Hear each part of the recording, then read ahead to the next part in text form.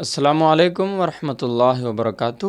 آج پھر میں لرن اردو پر ایک لفظ لے کر حاضر ہوں جو بہت ہی اہم ہے اور آپ کو جان کر آپ کے معلومات میں اضافہ ہوگا۔ تو چلیے شروع کرتے ہیں۔ وہ لفظ کیا ہے؟ وہ لفظ ہے بنیان مرصوص۔ وہ لفظ کیا ہے؟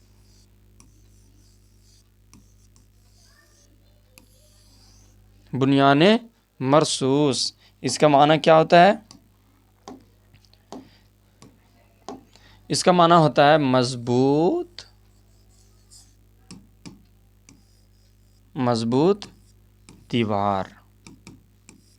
اور ایک معنی اس کا یہ بھی آتا ہے شیشے سے بنی ہوئی دیوار۔